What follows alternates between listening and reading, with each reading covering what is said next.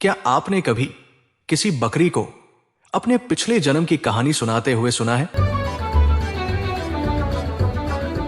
एक दिन सपने में रामू से कोई बोला कि भगवान को खुश करने के लिए एक बकरी की बलि चढ़ा दे, भगवान तेरे ऊपर खुश हो जाएंगे।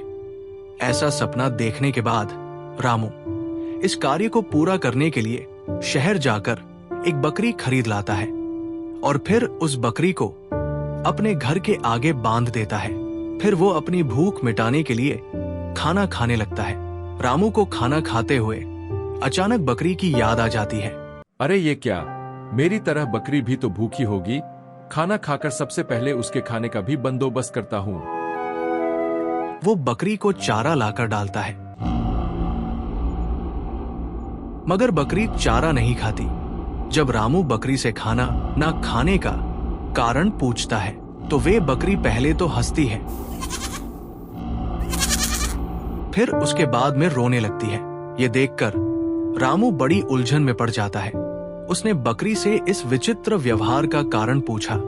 बकरी बोलती है, कई जन्म पहले की बात है, मैं भी तुम्हारी तरह एक इंसान थी और मैंने भी तुम्हारी तरह भगवान को खुश करने के लिए एक बकरी की बलि दी थी। मगर अफसोस, उस बकरी की बलि देने के बाद न जाने मेरे कितने जन्म हो गए हैं, फिर भी मुझे इस योनि से मुक्ति नहीं मिली है। लेकिन इसमें हंसने की क्या बात थी? आज मुझे ये सोचकर हंसी आई कि शायद आज मैं किसी अच्छे कार्य में काम आ रही हूँ, तो हो सकता है मैं अपने पापों से मुक्त हो जाऊं। तभी मुझे ये एहसास भी हुआ कि अब तुम भी तो वही पाप करने जा रहे हो जो कभी मैंने किया था। तुम्हें भी मेरी तरह कई जन्मों तक ऐसे ही बकरी की योनि में जीना पड़ेगा।